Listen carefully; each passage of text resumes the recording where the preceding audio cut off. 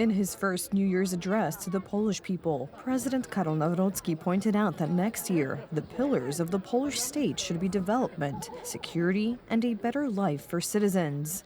I say these words with a sense of great honor and gratitude, but also responsibility. With these words, Polish President Karol Nawrocki began his first New Year's address. Karol Nawrocki once again thanked the Polish people for placing such great trust in him. He pointed out that this decision by the nation is a clear signal to the government. In the past year, Poles have made it clear with their choice that they do not like the current situation. They have clearly shown that the country is not moving in the right direction, that change is needed, and that the voice of the citizens must once again be the decisive voice. Poles elected Karol Nawrocki as president on June 1st, 2025. Niech Bóg błogosławi Polsce!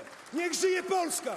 More than half a year has passed since then. It would seem that this is enough time for the Prime Minister to understand that something is clearly wrong with his policies. However, there is no indication that the head of government has drawn any conclusions. Polish Prime Minister Donald Tusk published a New Year's video, not for the first time in history recorded in a foreign language, this time in English. The head of government is convinced that things are great and will get even better. Let's take a look at the achievements the Prime Minister is talking about. The head of government boasts of low unemployment and falling inflation. That's all well and good, Prime Minister, except that unemployment was already at a record low during the Law and Justice Party's term in office. As for GDP, it is growing rapidly, but the budget is in a dire state. The deficit for this year exceeds 270 billion zloty.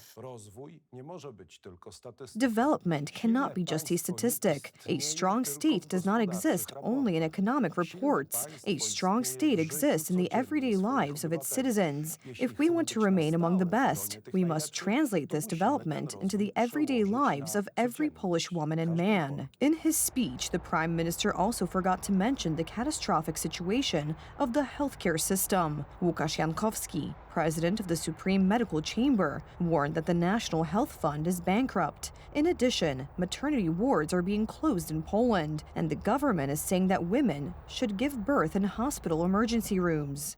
A strong and developed country cannot leave the sick without help or women in labor without care. Prime Minister Tusk also claims credit for securing the Polish-Belarusian border. The head of government forgot to mention that the wall on the border was built by the Law and Justice government, and his party voted against the wall. We will not support them in such, to put it mildly, ambiguous ventures. He will build a wall and a fence, and then another wall, and it would be best to connect electricity to it. Not only that, but his politicians were part of Russian propaganda, insulting soldiers and border guards. Donald Tusk himself was in favor of accepting illegal migrants. These are poor people who are looking for their place on earth, and there is no need for such disgusting, grim propaganda. When Donald Tusk saw that the nation thought quite differently and that times were pre-war, at least in the declarative version, he adopted a different narrative. President Karol Nawrocki spoke about the obligation to arm and prepare for a possible war.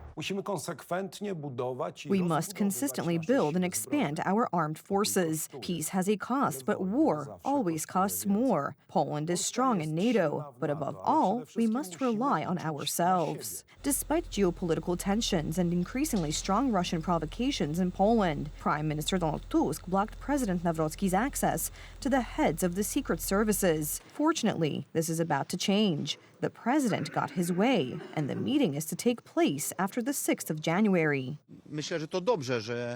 I think it's good that the heads of the services, together with the supervising ministers, will finally meet with the president at the presidential palace. It could have been like this from the very beginning. The president talked about what these issues are. Issues related to the services plans for next year, but also issues related to the situation in Poland. The past year, 2025, was marked by the alleged restoration of the rule of law. The Prime Minister did not mention this in his wishes for Europeans. For some reason, he did not want to talk about opposition MPs who, unable to count on fair trials, are staying abroad. It seems that Donald Tusk prefers this topic not to be discussed on the international stage. One wonders why.